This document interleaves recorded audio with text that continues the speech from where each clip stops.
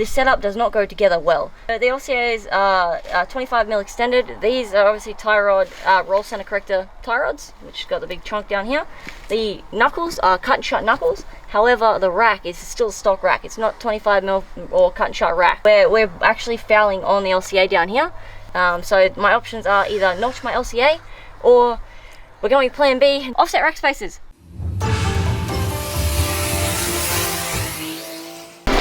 My, I make a mess when I get into building these cars, guys. Make it hard for myself, but...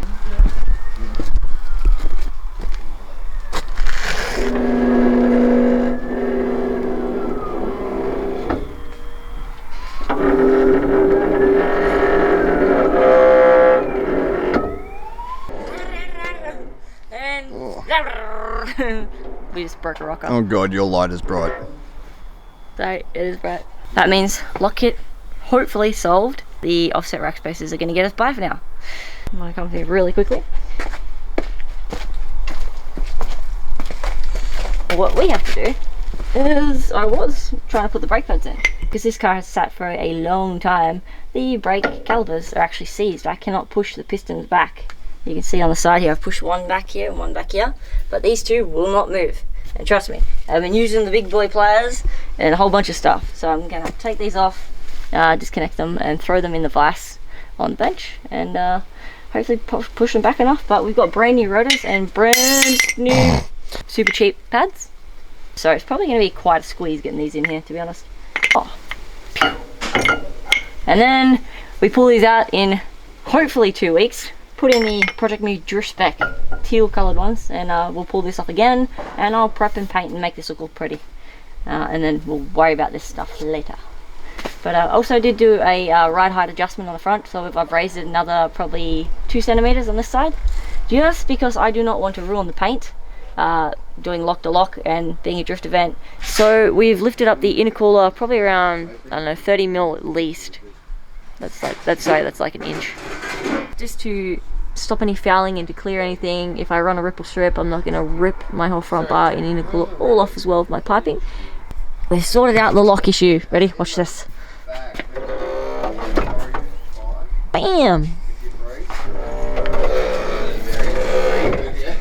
Bam! Houston, we have lock. It's not the most lock, but for a grassroots setup and for a mix match of parts, it'll work. So I'm happy. There we go. Alright, let's check that. I can move the steering wheel, but it's easy to move the tie rods. Alright, yeah, we just a little bit toe out there. Like this one. Yeah, and a bit toe out there too. So I don't know, might actually be really good for a drift setup right now. This car has not been playing ball at all. Now, that is an understatement. There is not a single thing that we have done, or I have done on this car in the last week, that has not fought me every step of the way. Every tooth and nail, every hose clamp, everything has somehow had an issue. Nothing's gone smoothly. I had to fix up all my wiring and kind of get my loom back where it should have been, and my igniters and everything. So I actually had my parkers, my indicators. I got my headlights sorted out now, which are just sitting over here. If I'm running 17s, this car is going to be pretty, I'm not going to say slammed, because I know too many people that run way cooler lower cars than me. I'm actually pretty tame when it comes to running my cars at a certain height. But yeah, that intercooler was way too low. The piping on it was just sitting out the front, and it was placed on the car, so nothing really fit on the front, to be honest. The front bars did not fit. Nothing fit. It was just put there as a fabrication, yeah, tick and flick. It wasn't a, okay, let's fix this to the car with the kit, make it nice and make it work. No. I've got switches and wiring out the wazoo, just everywhere. I got my fuel filter off. We have a leaky, actually, I'll turn my light on here so you can see it. We do have a leaky intake heater hose under here that's using one of the old school clamps. I need to get under and replace, because that was starting to weep. I think we do have an aftermarket brake booster, maybe a BM44, I'm not sure, but it does look fairly new. And the kit I bought for an S14 for the GK Tech ABS Delete ended up not working because of this booster. Some of the lines were too short, too long. We had to make do with what we did, but it's in, it's now tucked away, and it was a bit of a pain to route around things, as you can see on the back here. This is all going to get cleaned up at some stage. Like, this is just mank at this as well. Like, yeah, it's just mank, but it's so much better than what it was. I'm kind of excited, only because none of my cars have aircon, except for, okay, the FD is not a drift car, okay, so it doesn't count. But yeah, it's looking pretty schmick. I'm pretty happy with it, to be honest, in terms of how we're coming along with it, the time frames. We have Gladstone's drift event in, I think, about 6 to 7 days. Now we're going to go for a road trip, 640 kilometers up north with probably a bunch of other JDM cars, and we're going to go have fun, go out for a day of drifting as like a women exhibition of drifting, gymkhana, a whole bunch of other stuff, and they hold quite a few of these as well. So they do a lot of initiatives again for drifting and supporting drifting and grassroots drifting in Australia, which is really cool, pretty rad to be a part of. So please do come out, come check it out, support it, get down, come get involved. It's a sport for everyone. I am really digging this OEM-y looking interior. I've never had a factory S chassis steering wheel that's not, you know, like a Momo, Sparco, Tal Volante, Nadi, etc, etc. So it's nice. Well, this is kind of annoying, but I mean, like, having a nice factory steering wheel, it's pretty sick. And factory seats, I'm gonna slide everywhere. I know this right now. Yeah, I have long since forgotten what it's like to use the knees to be gripping in my car and smashing my knees against my turbo timers that usually are here, and then getting out and you're like, oh, why does my leg hurt? And then you have like a massive black bruise on your leg after a track day. Good fun. But yeah, this 14 is pretty exciting to get going. We've got the Defi tripled in out of the FD. We've got the factory rail that I got with this car. And I think we've got purple injectors currently in it, so I've got to do a bit of research and find out if the purple injectors are another variant of S chassis injector or if they're aftermarket or what they are. We've got a bonus turbo timer here. Probably won't throw that in, I won't have enough time, but we have done all the headlights and upgraded. My friend ended up getting me H1s and H7s. Little did we know that S14s and Koukis run double H1s apparently, so we've got to get 2 sets of H1s, and I have to return these. Got one of my Defi sensors. We have installed also a wideband, and I'm just doing the plumbing for that. I've also got a 3D printed Nismo air vent, there we go, air vent insert from Boosted International. These guys make a bunch of reproduction parts that, you know, finding something like this is next to impossible, like the genuine part. So having the option to still run the gauge, well, my door's not completely shut, but yeah, having that option to run the gauge, which I can show you pretty much. Pew pew. Like they used to do in the old days, or like they used to do in the 90s. Whoops. Is cool, because I don't want to have to drill into my dash. I don't want it with, you know, gauges everywhere up here. I'm actually trying to keep this one fairly subtle and just tastefully nice, so it looks nice and comfortable. And, you know, I keep saying not drift spec, but my life is drift spec. So I need at least one thing, well, maybe 2, that can go sideways, that is rear wheel drive, that has a tunnel lock, that is an S chassis, but that I can get in and out of comfortably, that I don't have to fight the shopping to get the bags in and out, that I can get in and know that the rain is not going to come through my boot, and that my demister does work. It's just all those, you know, those luxuries like that. So it's weird. I've owned this car now for, I don't know, 3-4 years. I have never driven it on the road. I've never really driven it, and finally getting around to it now is pretty surreal. Like, it's cool, and I'm really looking forward to seeing what this car's capable of and getting it out there and just getting a feel for S chassis again. My god, I miss these guys so much. So Bender is the welder. Ben, your name is Bender now. I was looking at the pipe. Yeah, what is it? Visual fixations. I've asked Ben to sort out this intercooler piping for me while I'm doing the remainder of the car here, because he is the master welder and I am not, and fabrication is his thing. That's not mine. I'm more creative. But we were just looking at how we wanted to run the piping, if it was going to foul on things. This looks like it was a complete off-the-shelf kind of kit that someone's bought for this car, but it's very close. I'm trying to get it so you can see it. These are 17s. If I run 18s, that's going to cause problems.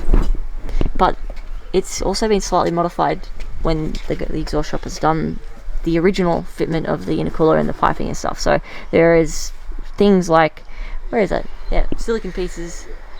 Yeah, there you go. Yeah, and that. Well, this, nicely. but yeah, no, but anybody putting this into an intercooler kit, that's that's just failure waiting to happen. So we're gonna rectify that, and probably do the majority of a solid mounted cooling piping setup. Now this is SR, and SRs are notoriously shaky, vibrating, love to move motors. It may make the SR a little more unpleasant, a little less comfortable to drive around, but yeah, we've got stock rubber mounts in this at the moment, so you can get things like engine dampeners that will attach to the motor and join onto the strut towers and really stiffen up that, which will minimize movement of the piping for the front mount and the pods and all that other stuff, because this has also been poorly mounted, so it won't allow flexing and moving, and it'll just create problems and twisting, and it can lead to the tearing of the silicon piping and the snouts and stuff, and boost leaks, which we don't want. Boost leaks, we want to drift and blaze and burn those tires. While Ben is playing around with the piping, I've got this left to go. So I've got to do my oil filter, I'll do my fuel filter, I've got to top up my engine oil because I've just emptied it all. I emptied my gearbox, and I've also topped back up my gearbox. So we've got race proven full synthetic Penrite 7590. Yeah, race proven. As well as I also put in, where is it? What's that other little squeegee tube called? Shifty. It's smooth shift. Yeah, it's like a Penrite smooth shift. It's like toothpaste for gearboxes. Makes it super smooth. That is just minimizing and mitigating the potential damage that I may or will do to the gearbox drifting, because it happens. And the synchros. I'm sorry, synchros, rip. When I pulled off the original fuel filter, which is this guy here, it came out in gelatinous globs of golden honey looking stuff and bits and pieces of stuff. It wasn't dirt per se, it wasn't rust, because these usually have plastic tanks, but it was gross. So that was probably no good, which means that that's probably through my fuel system, and potentially could be, I don't know, maybe in the injectors, who knows, but that's a later problem. Flush the system, go from there. I'm checking the radiator system and the coolant before I start the car up to make sure that, because of electrolysis and the previous owners running water in this, it has corroded because there has been no rubber mounting on the radiator, and the radiator and system has had no way to earth itself out, so that causes problems like this. Don't know if you're going to be able to see it, sorry. Let's just put my finger in there and wiggle it around and stuff. I've already done this, so there might not be as much, but I can guarantee you it's gross. Sludgeonu, clay motor sludge. Yeah, so that hopefully is predominantly located in the radiator, and I'm hoping it has not settled through the rest of the motor. Once we have done our rad flush, the next big thing, and probably the title of this video, to be honest, is, can you guess the compression? I want to do a comp test, so I kind of know where it's standing at, and there's no catastrophic issues with driving it on a 12-hour round trip and then driving it and flogging it all day at a drift event. So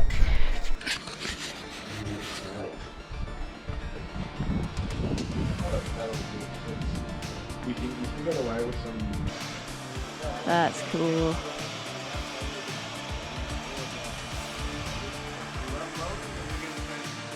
High contrast. Alright, gonna give the point of view GoPro a try. Let's see if we got the angles correct. First things first. Sorry about the intercooler piping. Let's get the oil filter on. Sakura.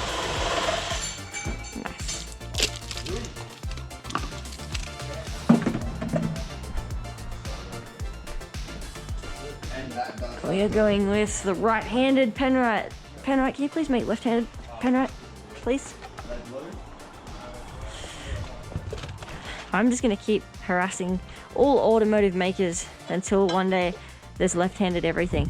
Alright, let's put a bit of this. It's always good to lube up your filters before you put them on so they don't get stuck like the one we had to try and get off for an hour and a half. That sucked. It was only like 2 hours ago. Ah, the classic SR. I did not miss the oil filter location of SRs.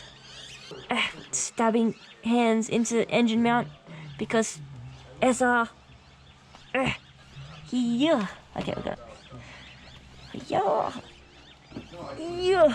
Come, give me the rack back. Nope. Give me the rack. Oh, this car is just fighting me. Give me the rack. Alright, there we go. Alright, oil filter done. Fuel filter. Boom. If anyone needs the fuel numbers, by the way. There you go. C8036 for an SR. Well, equivalent of the Z436 or Z445. Interchangeable.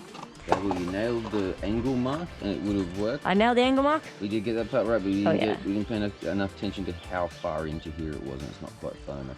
Oh damn, because it was there. It wasn't quite well, far you had it in line with the start of this lip here, so I figured that's where you wanted it. Yeah, that's where I thought we would, but now that we cut out, it's like back here. It's just not enough to work with. Fine. Alright, we have an interchangeable 16400, F5100, or a Z201 fuel filter. That's FS 8007. Oh, wow. It's the exfoliation. I can feel it. Can you guys hear it?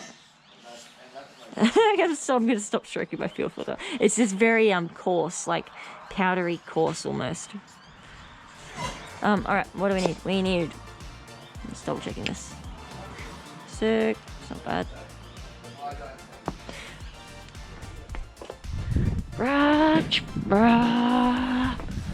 It's like I'm piggybacking you guys around the garage. Should do this more often. 6. Oh god, where did the 6 go? This is why I was worried. Because I had the 6. And someone has taken it off the 6. God! No! You know that Office ad? You know that Office episode where he's like, no! No! God! No! Imperial. Ew. It's a quarter of a 1/4 of a thing. Hi, can you just get me a quarter of a 1/4 of a 1/4 of a thing, of a 1/4 of the 1 of the 1/2 of a quarter of a... Does not make any sense. Okay, let's get back to what we're doing. What is this? Why is... Ugh. Man, I'm so tempted just to pull the fuel bracket off completely and not even use it, because drift car. Alright, power steering is somewhat full. Let's see how long that lasts, and hopefully our little guy down here doesn't start weeping again that we've just recently repaired. La la la la la la la la la. La la la la la. Do you like my singing? I'm kidding. Ah, thank you. There we are. Found. Now we need more silicone spray. Feel something. And we're going to finger the fuel filter. That way. Yeah, I'll do it. And apply. Oh, I could do this backwards. Alright, let's do this backwards. Ooh, we got the squeaky boy.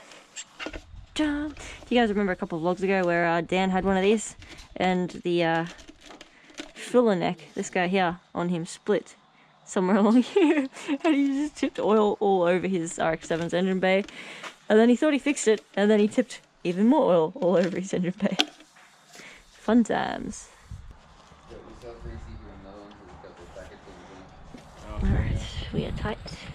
We are on. Let's watch the magic. Yeah. Just double checking force of habit. I'm looking for any foamy, white, foggy, fluffy, frothy stuff on this, which is a bad sign. And smelling it to make sure so it doesn't smell too much like fuel or anything it shouldn't, like water. Legend. I am very precariously drink.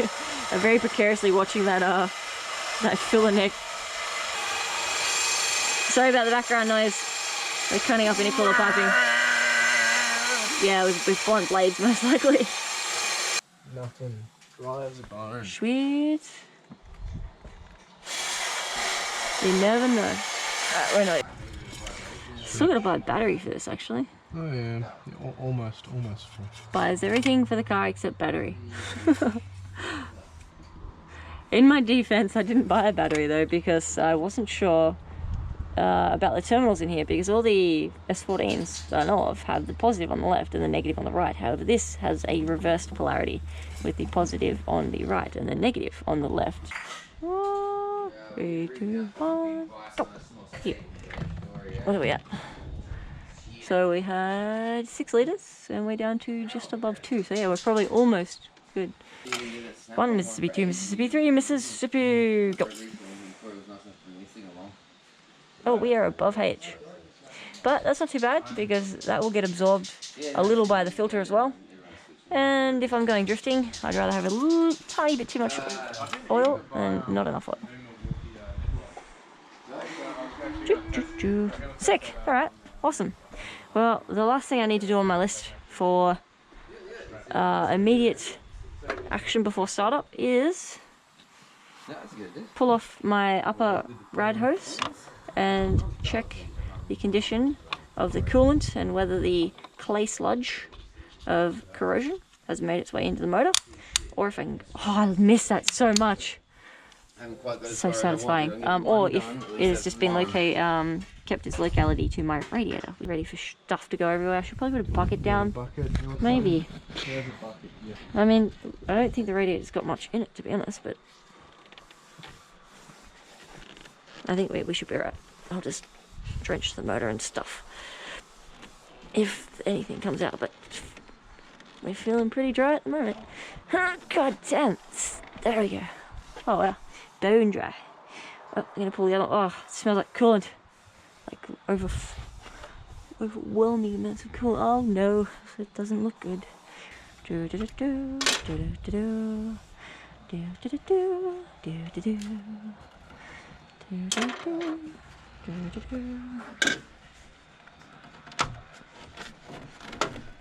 Alright. Oh dear God, that is not good. That looks like a full flush, oh my god, of the radiator and the motor to me. Ew. Yummy. Ew. Ew. Ew. Yeah, not good. Ew, it's so bad. Oh, it's chunky. At least it hasn't gone solid, like full solid hard yet. When it does that, you're in a world of doo-doo, because it's very hard to get out. Alright, well, I'm going to start the car up and flush the living poo out of the radiator and the motor. Now we need to go find power. Power and pretzels.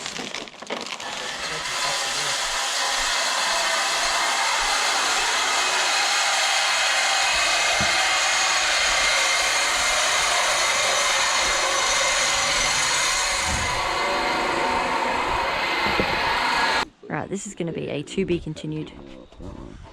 Pie cutting. Comes up to the. Can you get the red pen there for us, please? Maybe it's a bit closer. What am I marking? No offense, but chuck it to Reese for us. Just because he understands. Yeah, no, the he's angles. a fabricator. Yeah, That's that's fine. what I'm looking for straight off the bat. I get it. No offense taken. It wasn't a check. Anyway, because this one here actually follows a pretty good line there. It does that pie cut back across to something I can cut, which is a tight cut, but it's doable. Ooh, it's doable.